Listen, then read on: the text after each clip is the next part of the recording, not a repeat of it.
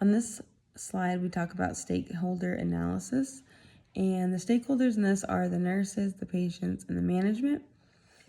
For nurses, for the project requirements, we just want to really know that if the nurses are agreeing and complying with this, and that the new orientees are aware that they won't be as autonomous coming in to this new unit until they get, and that they agree with the checklist. We want to take a look at attitudes, risks, that the preceptors may struggle with time management as nurses already do, and they're going to have to be working closely with these new orientees to, even with the smallest of details, to make sure that they're able to do these procedures, these medication administrations, and so on. The RNs will lose some autonomy, and the new graduates might see this as relieving, though, as they won't feel like they have these high expectations, because they are going to basically learn what is expected of them.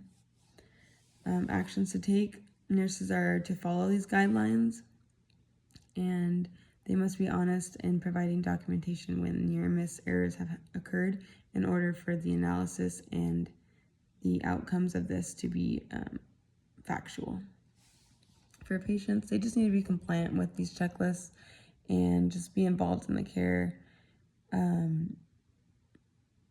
The one possible thing that can happen is that the checklist with the new nurses can make the patients maybe feel unconfident in the care they're receiving, as these nurses are going to look like they need to be monitored, and also that maybe they're undertrained. Actions to take: the patients should play a role and just to be verbalized when they see a near miss happen to them. Management: approval and compliance in the transition of these detailed trainings of the new RNs by implementing the checklist of skills and procedures to help decrease errors.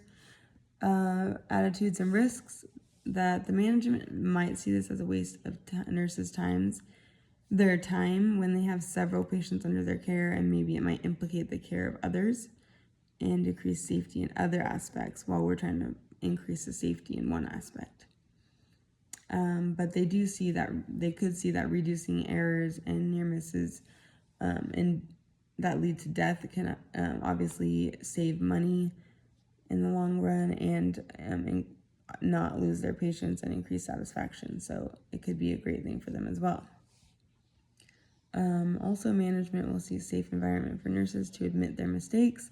They need to be willing to implement this checklist as a requirement for the new nurses in the future.